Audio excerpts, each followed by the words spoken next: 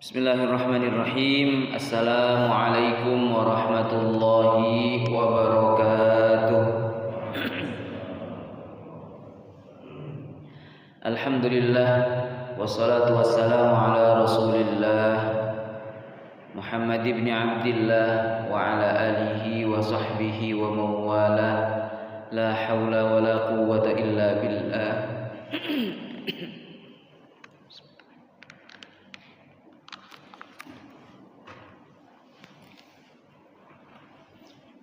Rabbi shrah li sadri wa yassir li amri wahlul 'uqdatam min lisani yafqahu qawli. Rabbana zidna ilman warzuqna fahman bi rahmatika ya arhamar rahimin. Allahumma ij'alna wa ahlana wa auladana min ahli al-ilmi wa ahli al-khairi wa ahli al-Qur'an wa la taj'alna wa iyyahum min ahli syarri wa ahli ad-dhairi wa ahli ad-dughyan amin ya rabbal alamin. Hadratul muhtaramin yang kami hormati, para kesepuhan, para kiai, para ustadz, para tokoh masyarakat, wabil khusus pengurus Masjid Al-Mizan Bumi Serang Damai yang dirahmati Allah. Alhamdulillah, Al-Faqir merasa berbahagia bisa bertatap muka dengan para hadirin semua dalam rangka thalabul ilmi, dalam rangka mencari ilmu. Kata Rasul, man salaka tariqan yaltamisu fihi ilma sahalallahu lahu tariqan ilal jannah.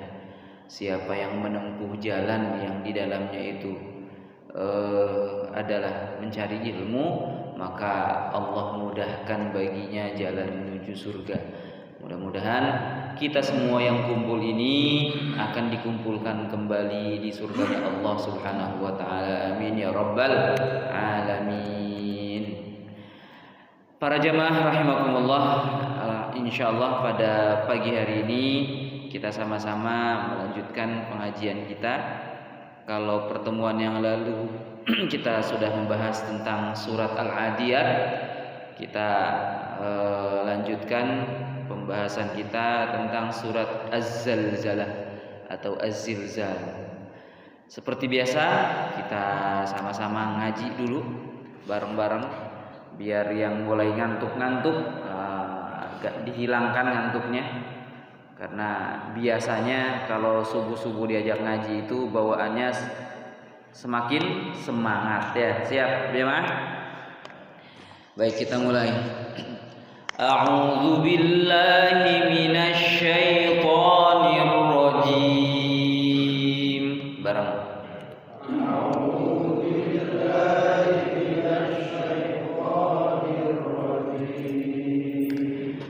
Bismillahirrahmanirrahim.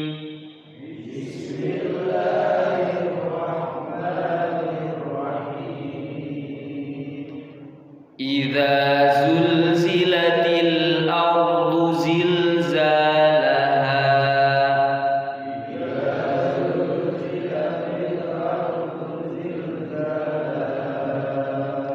wa akhrajatil ardu athqalaha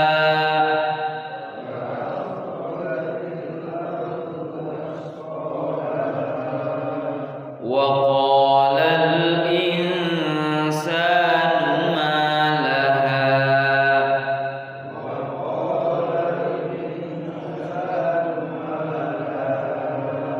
yawma idzin tuhadditsu akhbaraha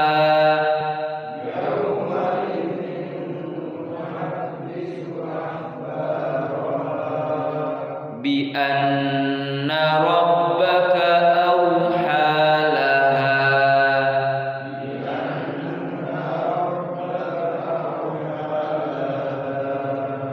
yawma idzin yasdurun nasu ashtatan liyuraw a'malahum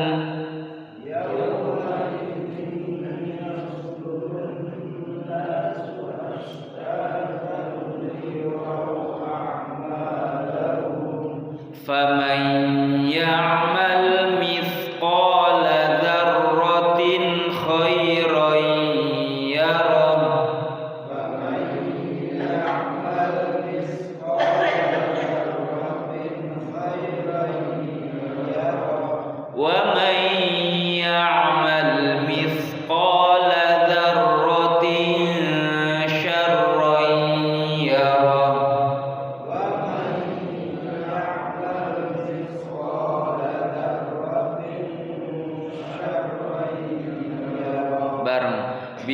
Bismillahirrahmanirrahim.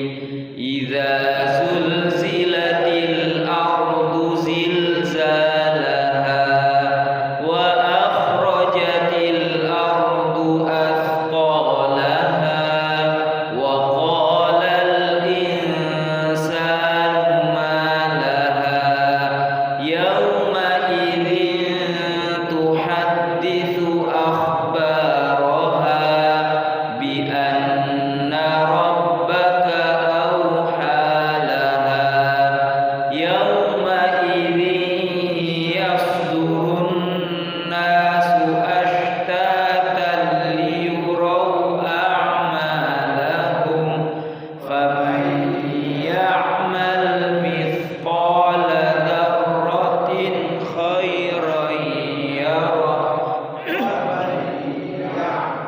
mithqala dzarratin syarran yarah. Para jamaah rahimakumullah, surat ini dinamakan sebagai surat Az-Zalzalah atau Az-Zilzal. Zalzalah dan zilzal itu maknanya bergoncang, goncangan, ya. Kenapa? Karena di ayat pertama surat ini Allah menjelaskan tentang bumi yang bergoncang, gempa bumi, ya. Bumi yang bergoncang atau guncangan sebelum terjadi hari kiamat, ya. Surat ini adalah surat, sebagian ulama mengatakan surat Makkiyah, sebagaimana pendapatnya Ibnu Mas'ud, Atha dan Jabir. Sedangkan Ibnu Abbas dan Qatadah menyatakan bahwa surat ini adalah surat Madaniyah. Apa bedanya Makkiyah dan Madaniyah? Masih ingat? Kalau Makkiyah surat yang diturunkan ketika Rasulullah Shallallahu Alaihi Wasallam berdakwahnya di Makkah sebelum hijrah ke Madinah. Sedangkan surat Madaniyah adalah surat yang diturunkan ketika Rasulullah Shallallahu Alaihi Wasallam telah berdakwah di Madinah atau telah hijrah ke Madinah. Itu bedanya Makkiyah dan Madaniyah. Bismillahirrahmanirrahim. Idza zulzilatil ardu. Idza itu maknanya apabila. Kalau apabila berarti dzaraf zaman mustaqbal namanya. Kata keterangan waktu yang akan datang. Berarti ini belum terjadi, ya. Dan akan terjadi. Ini adalah kabar dari Allah Subhanahu wa taala apabila zulzilatil ardu, bumi digoncangkan. Zulzilatil ardu itu tafsir Jalalain menjelaskan hurrikat liqiyamis sa'ah. Jadi bumi itu digerakkan liqiyamis sa'ati karena terjadinya saat kiamat, ya. Karena akan terjadinya hari kiamat. Zilzalaha dengan guncangan yang dahsyat. Tahrikaha asyadidal munasiba li'azamiha. Goncangannya bumi yang dahsyat sesuai dengan li'azamiha, sesuai dengan kedahsyatan goncangan tersebut. Jadi dalam surat Az-Zalzalah ayat pertama ini Allah Subhanahu wa taala menjelaskan bahwa suatu saat akan terjadi goncangan bumi yang begitu dahsyat. Ini ada hubungan dengan surat sebelumnya, yaitu surat Al-Bayyinah. Di surat Al-Bayyinah itu Allah menjelaskan bahwa balasan orang kafir yang terdiri dari ahlul kitab dan orang-orang musyrik itu, mereka semua itu adalah syarrul bariyah, seburuk-buruknya makhluk. Mereka itu berada di neraka jahanam khalidina fiha, mereka itu kekal di dalamnya.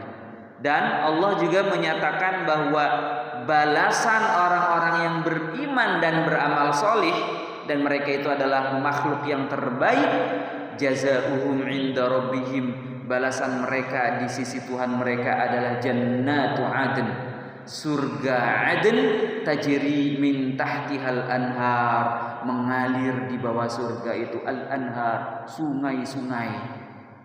Khalidina fiha abada, mereka semua itu adalah kekal selama-lamanya. Jadi orang yang masuk surga itu kekal selama-lamanya. Radhiyallahu anhum, Allah ridho, Allah rela dengan mereka karena ketaatan mereka.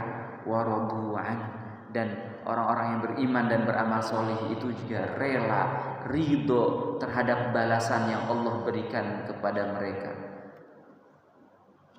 Radhiyallahu anhum wa radu anhu, dzalika liman khasyiya rabbah, dan yang demikian itu orang-orang yang beriman dan beramal soleh itu akan mendapatkan balasan seperti itu. Liman khasyiya rabbah, bagi orang yang takut, bagi orang yang bertakwa, bagi orang yang nurut, bagi orang yang menjalankan perintah Allah dan meninggalkan larangannya. Itulah dzalika liman khasyiya rabbah, orang-orang yang takut terhadap Tuhannya. Kapan itu terjadi? Kapan itu terjadi? Jawabannya adalah di surat berikutnya, yaitu surat Az-Zalzalah. Idza zulzilatil ardu zilzalaha. Itu semua terjadi apabila nanti bumi digoncangkan dengan goncangannya yang dahsyat. Kapan itu? Setelah hari kiamat. Jadi setelah hari kiamat nanti kita semua dibangkitkan oleh Allah Subhanahu wa taala, lalu kemudian kita semua ini dihisab, dimintai pertanggungjawaban. Bagaimana aturan Allah yang ditetapkan di dunia ini kita jalani? Bagaimana aturan Allah yang telah Allah tetapkan di dunia ini kita ingkari? Itu semua nanti akan ada evaluasi, akan ada hari pertanggungjawaban. Kita semua masing-masing menyampaikan LPJ-nya, laporan pertanggungjawabannya. Apakah LPJ-nya itu WTP, wajar tanpa apa itu? pengecualian? Apakah ada kasus misalnya? Itu semua nanti akan kita lihat di yaumul hisab. Ada orang-orang kafir yang tidak mempercayainya. Ya, orang-orang kafir itu terdiri dari mana? Terdiri dari min ahlil kitabi wal musyrikin. Dari kalangan ahlul kitab. Siapa ahlul kitab itu? Yahudi dan Nasrani dan orang-orang musyrik. Orang-orang musyrik itu siapa? Orang-orang yang menyembah kepada selain Allah. Kalau ahlul kitab itu Yahudi dan Nasrani itu mereka menyembah Allah, tetapi ada penyimpangan. Ada penyimpangan dalam ajaran-ajarannya, ada campur tangan manusia dalam ajaran-ajarannya, dalam kitab-kitabnya. Tapi mereka masih menyembah Allah. Karena Yahudi dan Nasrani itu diturunkan oleh Allah dari langit ke bumi. Lalu kemudian diacak-acak sama manusia, itu bedanya. Nah, ada orang-orang musyrik. Siapa orang-orang musyrik itu? Orang-orang musyrik itu adalah orang yang menyembah selain Allah. Menyembah patung, menyembah dewa-dewi, menyembah apa itu? Nenek moyang misalnya, menyembah selain Allah, menyembah roh-roh suci. Itu orang-orang musyrik. Ya. Yaitu apa? Agama selain Islam, Yahudi dan Nasrani. Agama apapun. Ya, mau agama Konghuan, agama apa gitu ya. Itu adalah orang-orang musyrik, ya, orang-orang yang menyekutukan Allah. Nah, mereka semua itu kan enggak percaya dengan adanya hari akhir, hari kiamat. Karena ada salah satu ajaran mereka kan, ya kita semua ini akan mengalami reinkarnasi, kan begitu. Jadi akan menjelma lagi ke anak cucunya. Jadi kalau misalnya si fulan meninggal dunia, nanti rohnya itu akan kembali ke anak cucunya. Itu dalam ajaran mereka. Sehingga tidak ada hari kiamat. Nah, nanti akan terkagum-kagum melihat, wah ternyata kiamat itu ada. Setelah kiamat nanti kita semua akan dihisab, dimintai pertanggungjawabannya, lalu nanti akan dikelompokkan. Itulah akidah Islam itu seperti itu. Akidah Islam itu kan yang namanya akidah itu kan pemikiran yang rasional, aqidatun akliyatun, pemikiran yang rasional yang berkaitan dengan manusia, alam semesta dan kehidupan. Manusia, kehidupan, alam semesta ini dari siapa? Siapa yang menciptakan?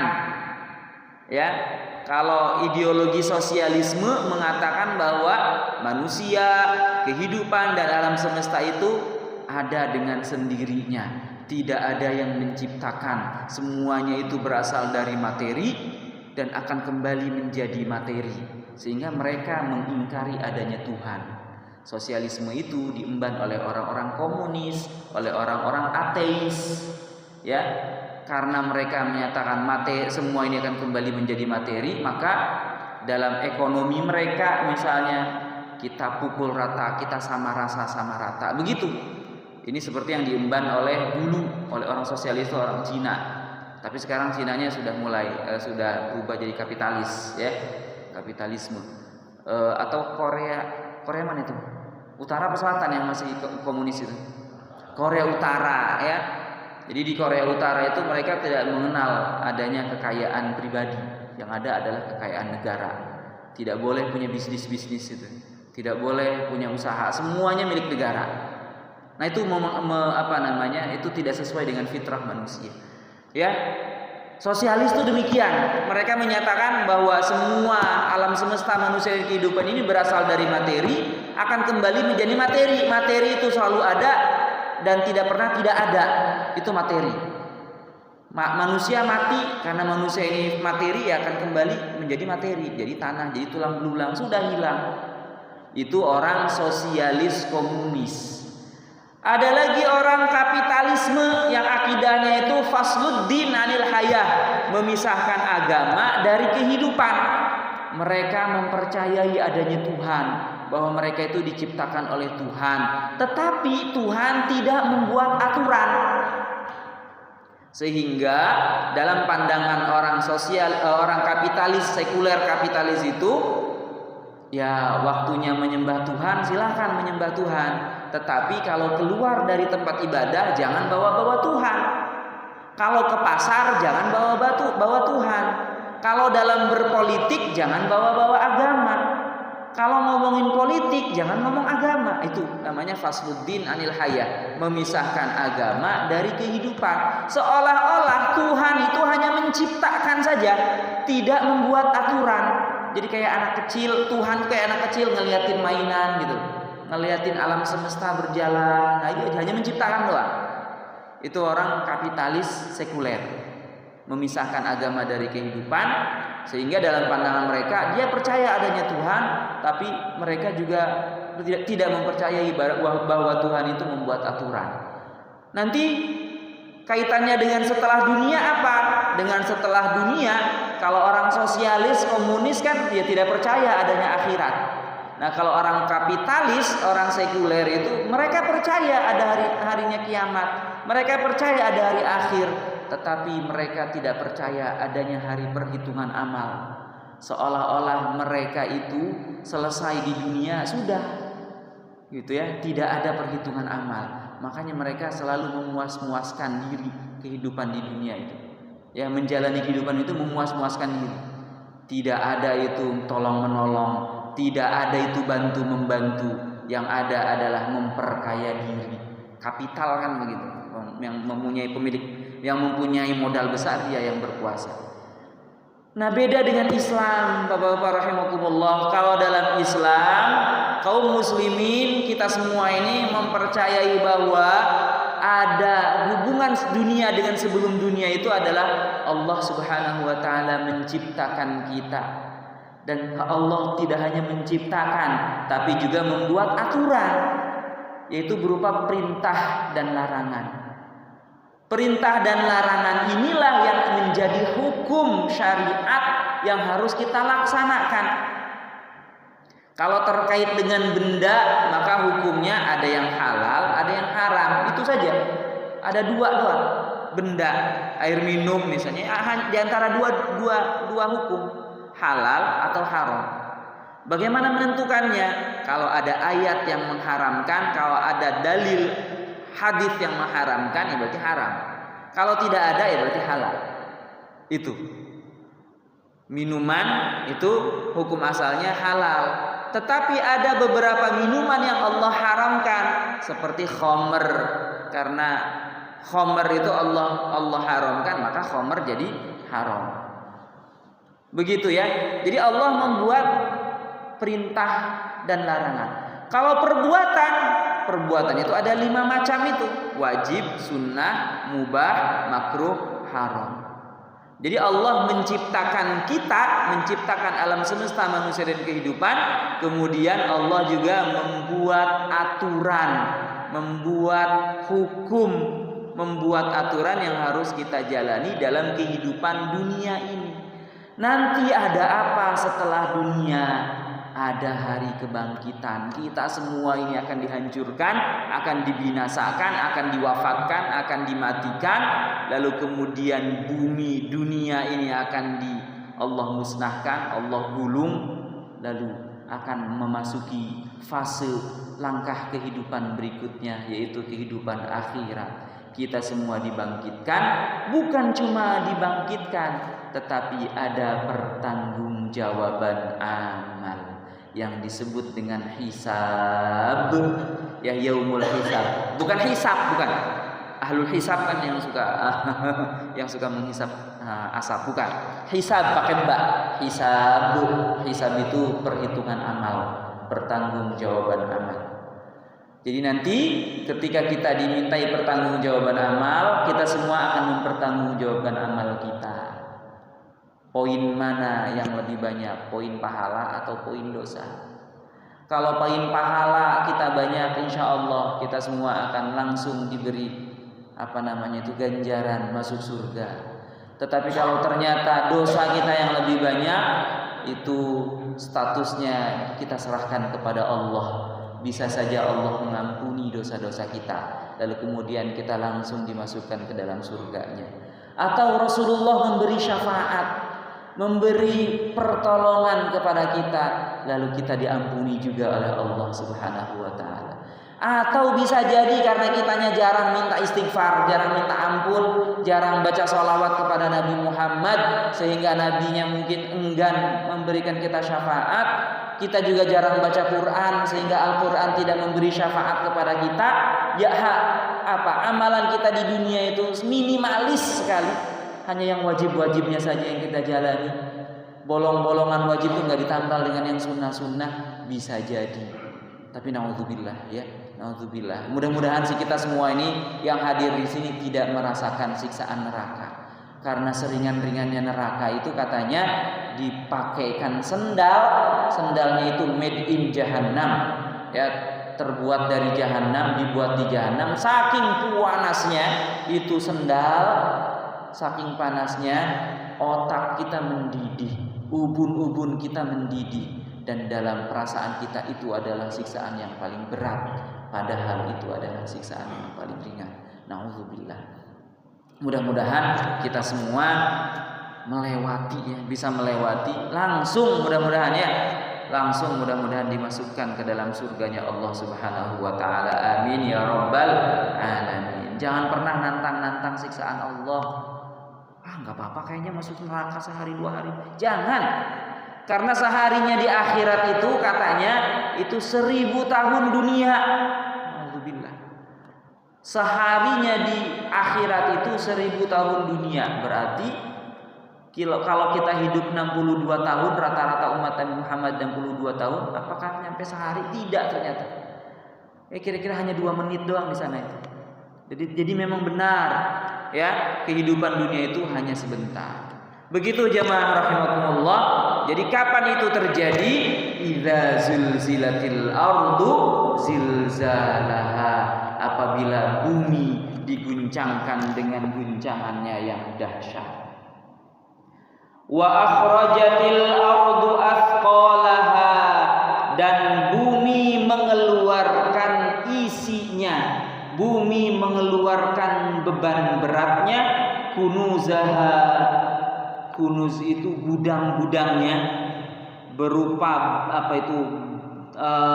bahan tambang, semua yang ada, kekayaan-kekayaan alam yang ada di bumi ini semuanya akan dimuntahkan, semuanya akan dikeluarkan, bahkan harta-harta yang ditimbun di dalam bumi itu semua akan dikeluarkan, wa mautaha, dan orang-orang yang meninggal di dalam bumi semua akan dikeluarkan. Semua akan dikeluarkan, orang-orang yang wafat itu, orang yang sudah meninggal dari zaman Nabi Adam sampai manusia terakhir sebelum hari kiamat, semuanya akan dimuntahkan oleh bumi. Wa akhrajatil ardu athqalaha, dan ketika bumi mengeluarkan muatan-muatannya, fa'alqatha ala dhahriha, maka bumi akan menampakkan, akan mengeluarkan isinya dan menampakkan di atas permukaan bumi. Wa qalal insanu, dan manusia berkata, para ulama ini menyatakan bahwa manusia di sini maksudnya al-kafiru bil ba'fi, manusia yang kafir, manusia yang ingkar dengan hari pembalasan akan berkata, manusia yang ingkar akan hari kebangkitan akan berkata, malaha, ada apa ini? Loh, kok ternyata bumi bergoncang? Loh, kemudian ternyata kok ada hari kebangkitan? Itu orang-orang kafir yang bertanya. Tapi ada lagi yang mengatakan bahwa termasuk orang mukmin pun bertanya-tanya, Masya Allah, apa ini, saking dahsyatnya. Lalu kemudian terkagum-kagum, ya. Ada yang karena terkagum-kagum, ada yang karena bertanya itu karena mengingkari. Malaha, ada apa ini? Apa yang terjadi? Inkaron litilkal halati, karena pada saat dulu ia mengingkari kondisi ini. Sedangkan orang-orang mukmin karena sudah mengetahui akan ada hari kiamat, mungkin tidak bingung. Mudah-mudahan kita semuanya termasuk orang yang tidak bingung, ya. Dan mudah-mudahan ya kita tidak mengalami kejadian yang dahsyat itu. Yauma idzin tuhadditsu akhbaraha. Yauma idzin di sini ulama mengatakan ada yang bahwa ini adalah badal dari idza, apabila kapan? Pada saat tuhadditsu akhbaraha. Ada lagi yang mengatakan bahwa ini adalah jawaban idza. Apabila bumi digoncangkan, maka tuhadditsu akhbaraha, bumi akan mengabarkan kabar-kabar yang terjadi di atas permukaannya. Jadi ternyata bumi itu ada apa itu, kalau di pesawat itu ada black box ya, apa sih? Kotak hitam namanya ya.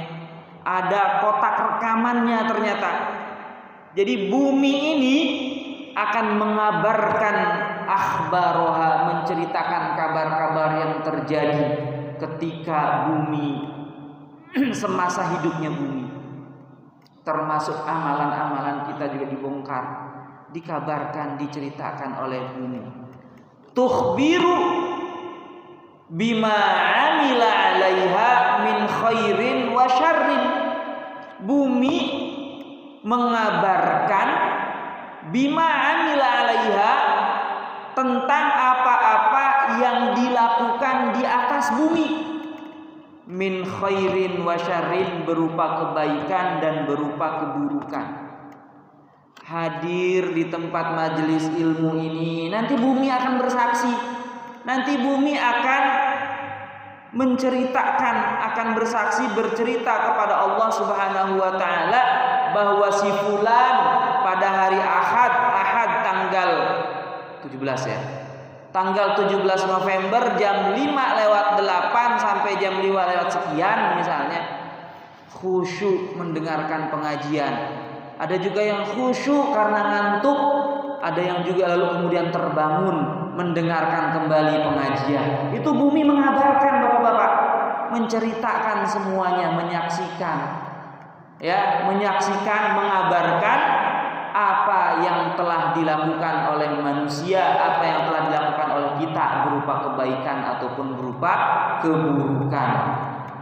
Ya, tukhbiru bima 'alaiha min khairin wa syarrin, baik berupa kebaikan ataupun berupa keburukan. Kenapa bumi itu menceritakan? Bi anna rabbaka auhalaha, dengan sebab karena sesungguhnya Rabbaka, Tuhanmu wahai manusia, auhalaha, telah memberi wahyu, telah memerintahkan kepada bumi untuk menceritakan apa yang telah terjadi di atas permukaannya. Jadi insya Allah kebaikan yang akan kita lakukan ini disaksikan oleh bumi, dan bumi akan menyaksikan, mengabarkan, akan menceritakan apa-apa yang telah kita lakukan, baik berupa kebaikan ataupun berupa keburukan. Ini sebagaimana dalam hadis Nabi Muhammad SAW bahwa katanya tashhadu ala kulli 'abdin aw amatin bikulli ma 'amila ala dhahriha, bahwa bumi itu bersaksi ala kulli 'abdin, bersaksi atas semua hamba yang laki-laki, au amatin atau atas hamba yang perempuan, bikulli ma 'amila ala dhahriha, bersaksi, menyaksikan, menceritakan tentang segala sesuatu yang dikerjakan di atas permukaan bumi. Para jamaah rahimakumullah, yauma idzi yasurun nasu ashtatan, pada hari itu kata Allah, yasdurun nasu, manusia itu keluar, dikeluarkan, yansharifuna min mauqifil hisabi, mereka semua manusia itu dikeluarkan min mauqifil hisabi, dari tempat hisab, ashtatan, beraneka macam. Jadi kita ini nanti beraneka macam, macam-macam tergantung amalannya, tergantung circle-nya, tergantung komunitasnya nanti. Ada yang circle-nya itu circle orang-orang baik, orang-orang soleh, maka kita dikelompokkan dalam golongan orang-orang soleh. Ada yang circle-nya itu yang biasa nongkrong-nongkrong di kafe misalnya, meskipun sudah tua tapi tetap masih di kafe. Ada nggak ya? Mungkin ada. Ya, nah nanti dikumpulkannya yang sama orang-orang yang suka nongkrong di kafe. Ada yang suka nongkrong-nongkrong di pinggir jalan misalnya, maka dikumpulnya sama orang yang suka nongkrong di jalan. Ada orang yang nongkrong di masjid, di masjid nongkrong tapi sambil intikaf. Ya, maka akan dikumpulkan dengan orang yang suka berintikaf di masjid. Ada orang yang suka macam-macam lah, ashtatan, beraneka macam, mutafarriqina, berbeda-beda, fa'akhidun dzatal yamini ilal jannah, maka sebagian itu mengambil jalur ke kanan menuju surga, wa akhidun dzatus shimali ilan nar, dan sebagian lagi belok ke kiri menuju ke neraka, tergantung amalan perbuatan di dunianya. Jadi kalau kita bergabung dengan orang-orang soleh, maka kita akan ikut rombongan soleh. Orang soleh masuk sini, mungkin kira-kira begitulah. Belok kanan, kita ke kanan, jangan ke kiri, kira-kira begitu. Ayo orang soleh kumpul. Karena kata Rasul, man ahab antum ma'a man anta ma'a man ahabba, kata Rasul. Engkau bersama orang yang kamu cintai. Jadi siapa kita ini cinta kepada siapa, nanti akan dengan orang yang kita cintai lah kita akan berkumpul. Kalau cinta pada para ulama, para ahli ibadah misalnya, insya Allah akan mengumpulkan kita dengan para ulama, dengan para ahli ibadah. Kalau kita cintanya dengan orang-orang yang misalnya yang suka berfoya-foya misalnya, maka kita akan dikumpulkan dengan orang yang suka berfoya-foya. Tergantung amal perbuatan kita, tergantung kebiasaan kita di dunia. Karena dunia itu darul amal, hari beramal, dan akhirat itu darul jaza, hari pembalasan. Balasan itu bergantung kepada amalannya. Bagaimana amalan kita di dunia, maka balasannya digantungkan, disesuaikan dengan amalan kita di dunia. Kenapa manusia dikeluarkan? Kenapa manusia itu nanti dikumpulkan dengan beraneka macam, dengan berkelompok-kelompok seperti itu? Liyurau a'mala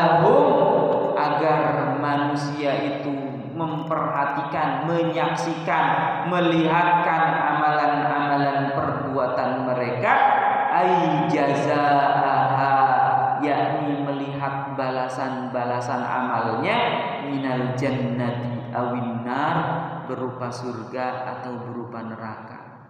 Jadi kita ini dimasukkan ke dalam surga atau ke dalam neraka. Bagaimana kondisi di sana? Faman ya'mal mithqala dzarratin, siapa yang beramal seberat mithqal, seberat dzarrah. Dzarrah ini ada yang menafsirkan zinatanam latin shaghiratin, seberat semut kecil. Ada lagi yang mengatakan dzarrah itu adalah sebesar biji sawi.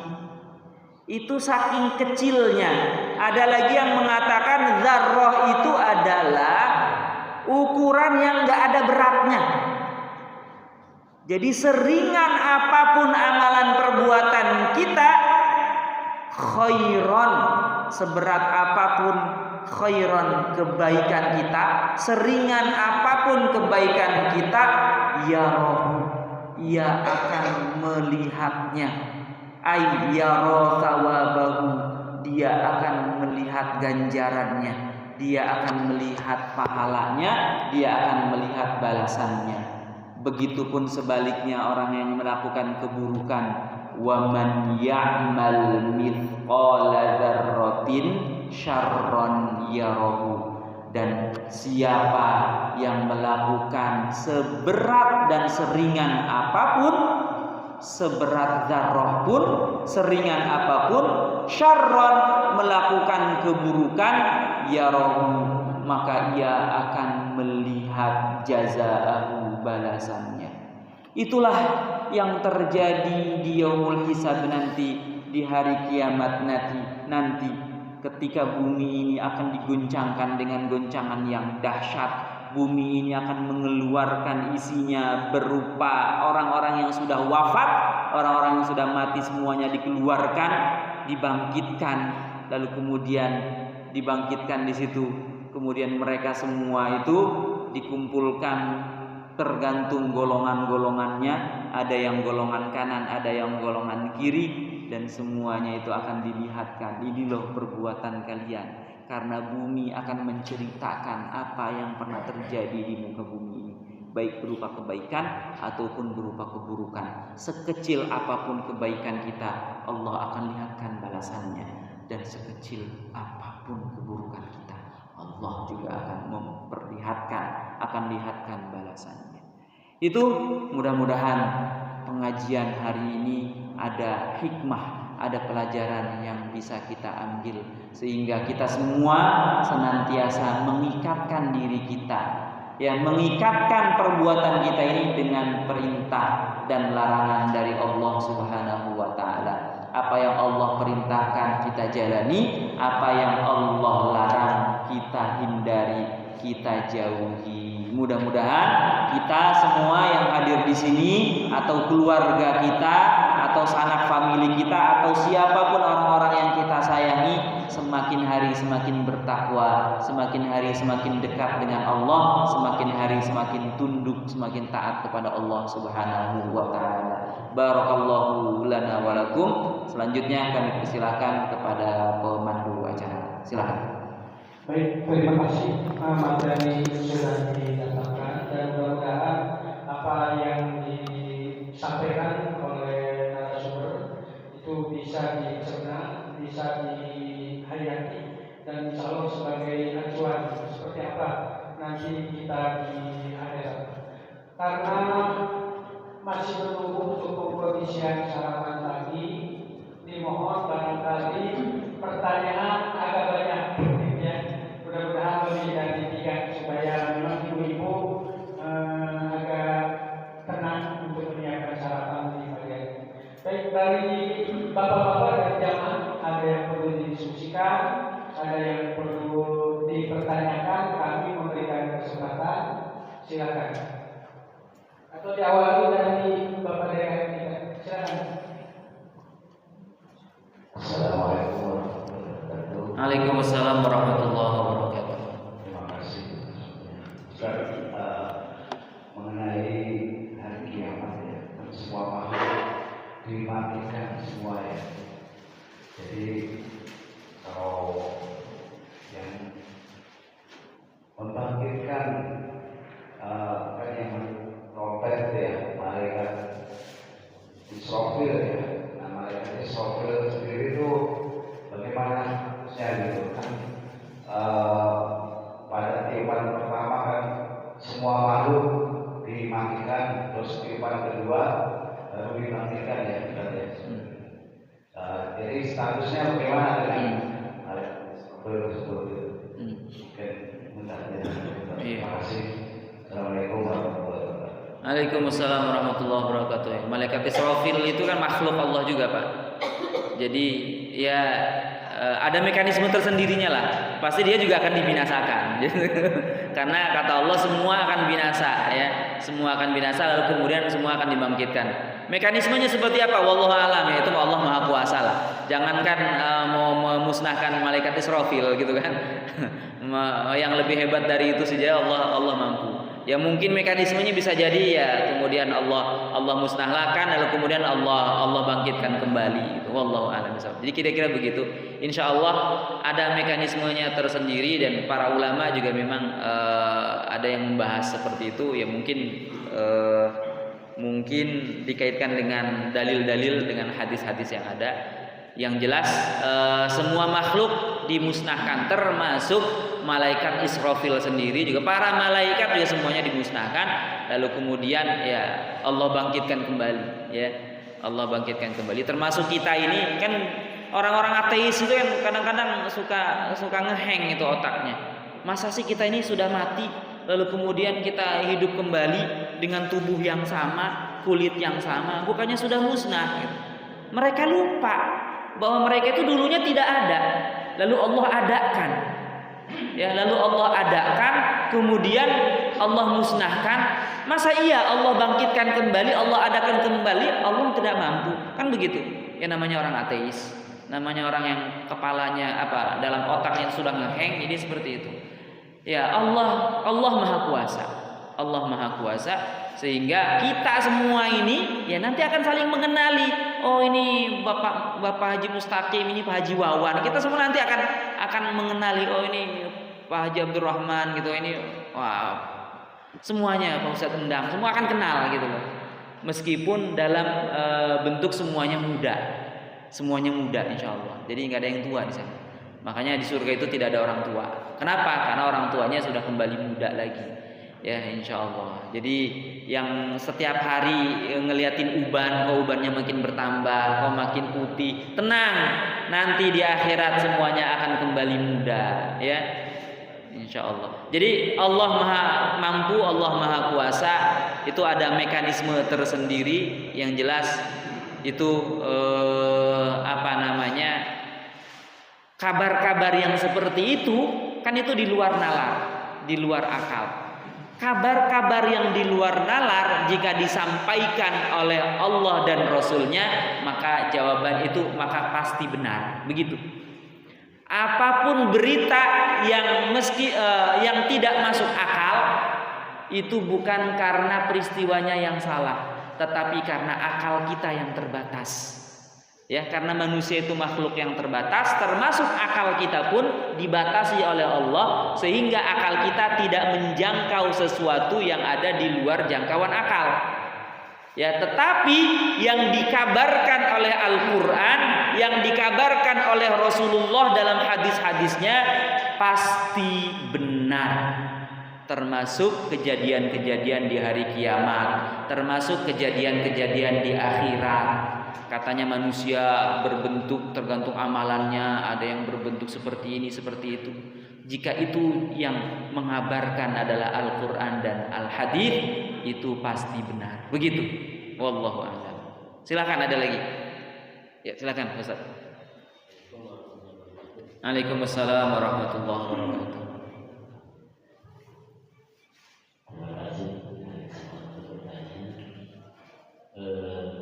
Saya ingin bertanya tentang kabar yang diberikan oleh Rasulullah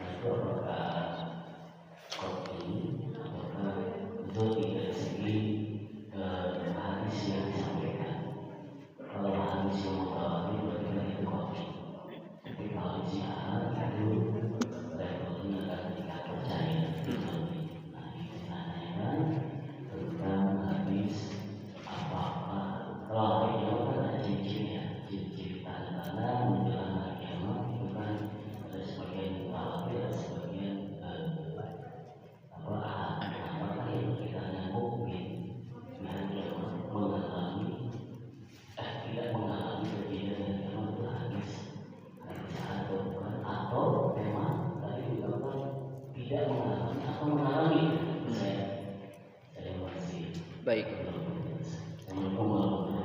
Waalaikumsalam warahmatullahi wabarakatuh. Wah, ini panjang nih. Ini tentang hadis. Jadi hadis itu Bapak-bapak macam-macam tingkatannya, kualitasnya macam-macam. Kalau berdasarkan pasti tidak pasti, hadis itu terbagi menjadi dua. Ya, ada hadis mutawatir. Ini jumlah perawinya. Kalau berdasarkan jumlah perawinya, hadis itu terbagi dua. Ada hadis mutawatir, ada hadis ahad. Apa itu hadis mutawatir? Hadis mutawatir itu Rasulullah menyampaikan hadis di hadapan para sahabat yang jumlahnya banyak. Sehingga generasi setelahnya itu ketika menanyakan hadis itu semua sahabat jawabannya sama. Semua sahabat jawabannya sama dan kayaknya tidak mungkin mereka itu bersepakat bohong. Nanya ke sahabat A begitu, nanya ke sahabat B begitu, menanya ke sahabat C begitu. Diriwayatkan oleh sahabat yang banyak. Lalu para sahabatnya itu juga menyampaikan hadis kepada generasi setelahnya dalam jumlah yang banyak. Namanya generasi tabi'in. Nah, tabi'innya juga setelah para sahabat wafat semuanya, kan kalau Rasul wafat namanya sahabat. Masih ada tuh sahabat-sahabat Nabi yang masih hidup. Mereka semua mendapatkan ilmu dari Nabi. Nah, sahabatnya wafat. Nah, namanya tabi'in. Para tabi'innya juga sama, menyampaikan kepada generasi setelahnya juga dalam jumlah yang banyak. Sehingga kita generasi yang akhir ini menemukan hadis semuanya sama. Itu namanya hadis mutawatir. Jadi hadis mutawatir itu hadis yang diriwayatkan oleh jumlah yang banyak dalam setiap tingkatannya, baik tingkatan sahabat, tabi'in dan tabi'ut tabi'in. Yang kedua, hadis ahad. Hadis ahad itu hadis yang diriwayatkan oleh orang perorangan. Misalnya Nabi Muhammad lagi jalan duaan sama Sayyidina Umar. Lalu Nabi Muhammad ngomong begini. Lalu diceritakanlah oleh Sayyidina Umar itu. Tapi Sayyidina Umar doang yang menceritakan. Sahabat yang lain tidak mendengar ucapan itu. Itu namanya khobar ahad, hadis ahad. Ya, kabar yang diberitakan oleh orang perorangan, bukan mutawatir. Nah, itu berdasarkan jumlah perawi yang meriwayatkan hadis. Ada hadis mutawatir, ada hadis ahad. Bagaimana konsekuensinya, bagaimana dampaknya, bagaimana hukumnya dari hadis mutawatir dan hadis ahad itu? Kalau hadis mutawatir itu sifatnya qat'i, pasti benar. Ya, kalau hadis mutawatir itu derajatnya sama seperti Al-Qur'an, pasti benar. Apa yang disampaikan oleh Al-Qur'an itu pasti benar, 100% benar dari Allah. Hadis mutawatir juga sama, qat'i, pasti benar dari Rasulullah. Karena diriwayatkan oleh banyak, kemudian setiap generasi juga diriwayatkan oleh banyak orang. Itu namanya hadis mutawatir. Derajatnya qat'i, pasti benar. Yang kedua namanya hadis ahad. Apa hadis ahad itu? Hadis yang diriwayatkan oleh orang perorangan, maka hukumnya itu bukan qat'i tapi dhanni. Apa dhanni itu? Ada kemungkinan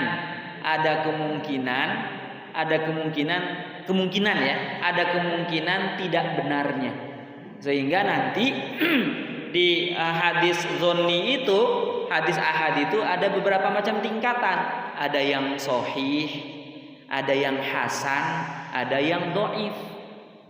Hasan itu bagaimana? Sahih itu bagaimana?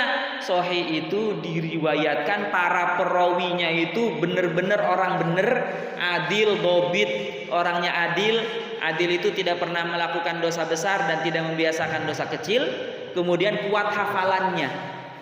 Pokoknya orang-orang yang berkualitas super. Itu sahih. Itulah yang dikumpulkan oleh Imam Bukhari dan Imam Muslim. Itu adalah hadis-hadis sahih. Hadis-hadis yang benar, yang sahih, yang kuat. Ada hadis yang hasan. Hadis hasan itu adalah hadis yang dia orang-orangnya super, tapi tidak sampai ke derajat sahih. Ada hadis yang lemah. Kalau hadis yang lemah itu hadis yang ya tidak sampai ke hasan derajatnya. Bisa jadi misalnya dari orang-orang yang menceritakan itu ada satu yang dia pernah lupa atau pernah berkata dusta misalnya, meskipun cuma sekali doang, atau pernah melakukan kesalahan. Pokoknya nggak kurang, ada kekurangan, ada cacatnya, maka itu masuknya ke lemah. Nah, bagaimana pengamalannya? Kalau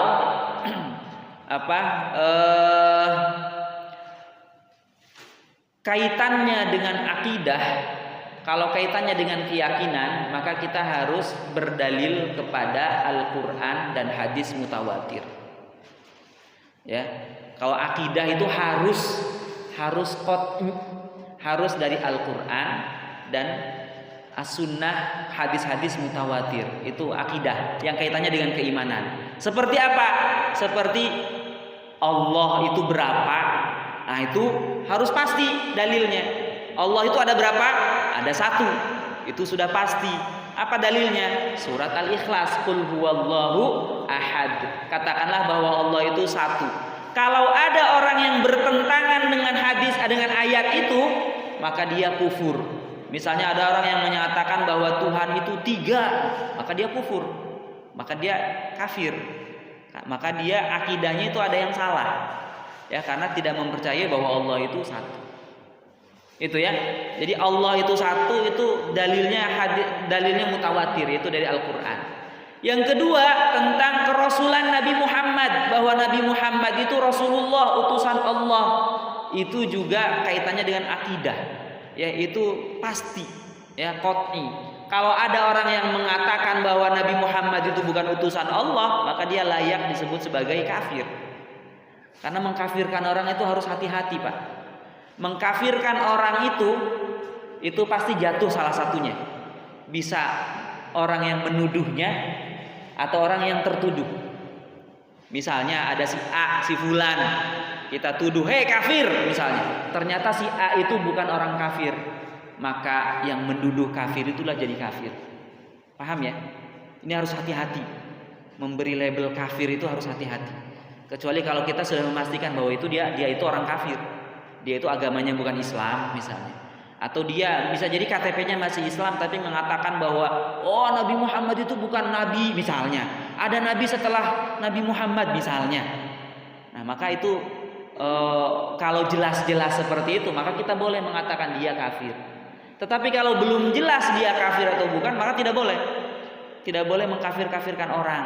Kenapa? Karena akan berbalik kepada diri kita. Ya, dia Muslim tapi kita katakan, hei kafir, itu bahaya itu. Maka kekafiran itu akan berbalik kepada orang yang menuduhnya. Yang ketiga, tentang Quran. Bahwa Al-Quran adalah kalamullah, Al-Quran itu dari Allah, Al-Quran firman Allah. Kalau ada orang yang mengatakan bahwa ada kitab suci setelah Al-Quran misalnya, maka dia layak disebut sebagai kafir.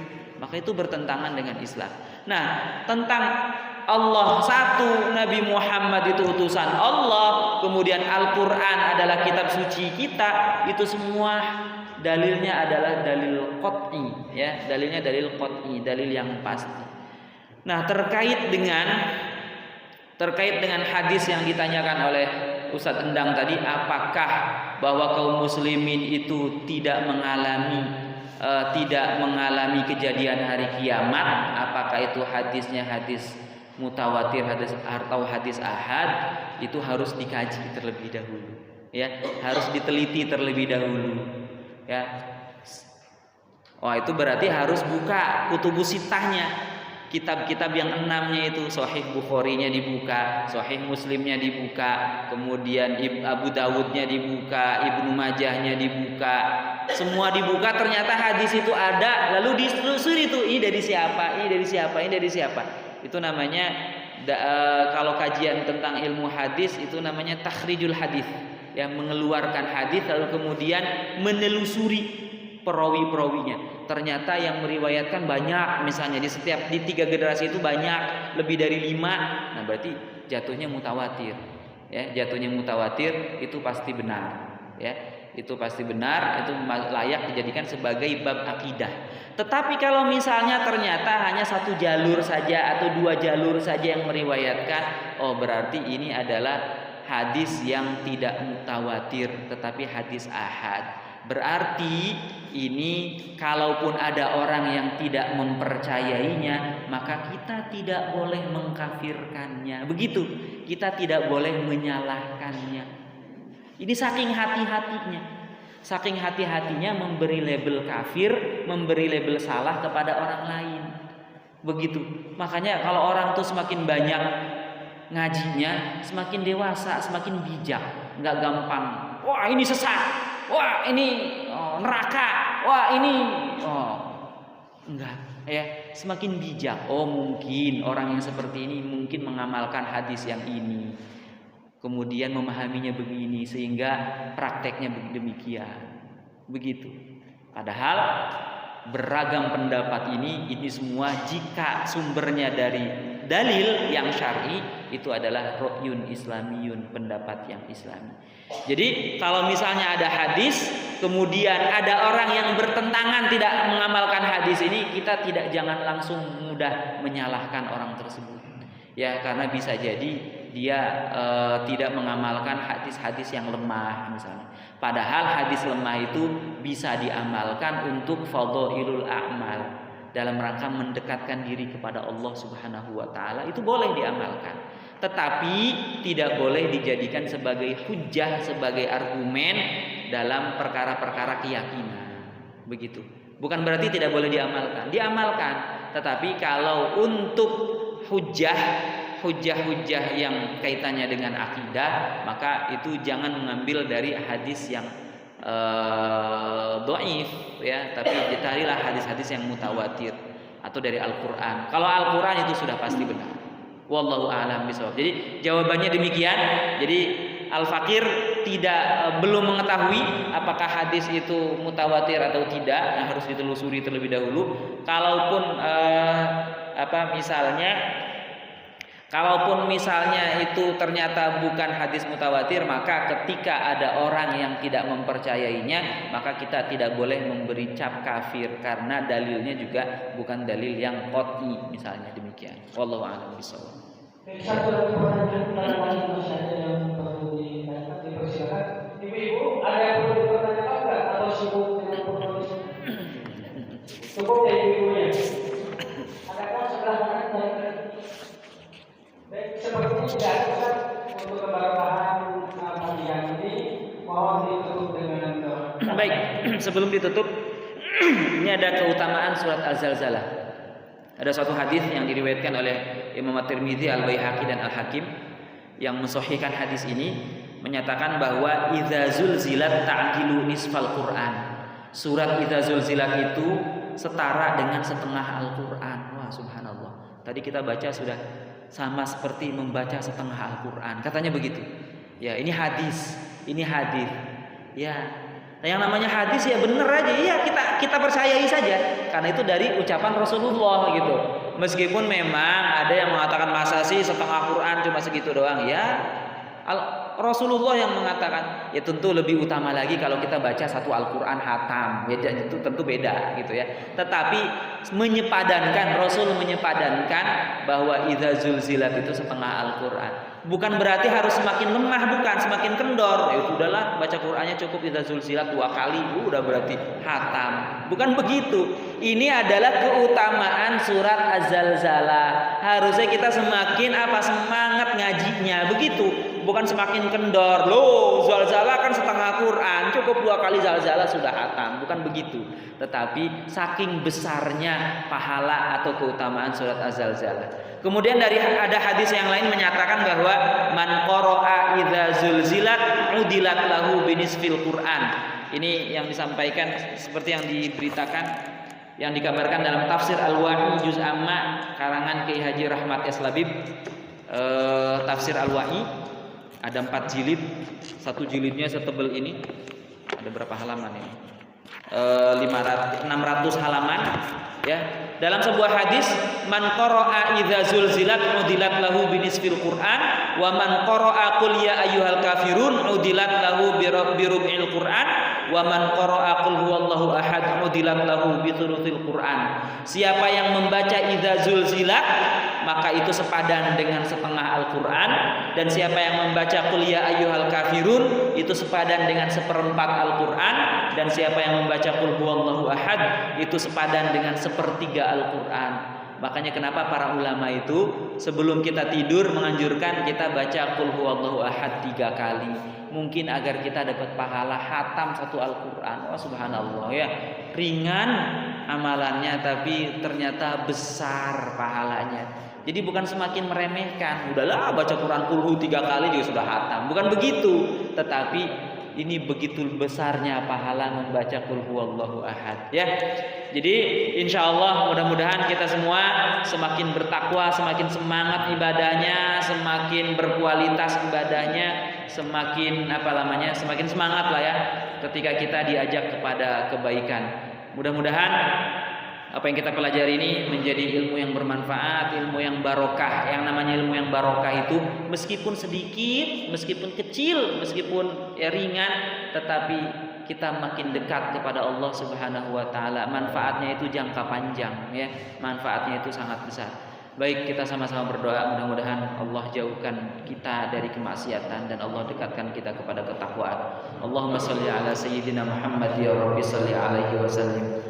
Alhamdulillahi rabbil alamin. Allahumma qasim lana min khasyatika ma tahulu bainana wa baina ma'asik wa min ta'atika ma tuballighuna bihi jannatak wa min al-yaqini ma tuhawwinu bihi alaina musibatid dunya wa matti'na bi asma'ina wa absarina wa quwwatina ma ahyaitana waj'alhu al-waritha minna waj'al tharana 'ala man zalamana wa ansurna 'ala man 'adana ولا تجعل مصيبتنا في ديننا ولا تجعل الدنيا أكبر همنا ولا مبلغ علمنا ولا تسلط علينا من لا يرحمنا اللهم اجعلنا وأهلنا وأولادنا من أهل العلم وأهل الخير وأهل القرآن ولا تجعلنا وإياهم من أهل الشر وأهل الضير وأهل الطغيان اللهم فقهنا وفقه أهلنا وقرابات لنا في ديننا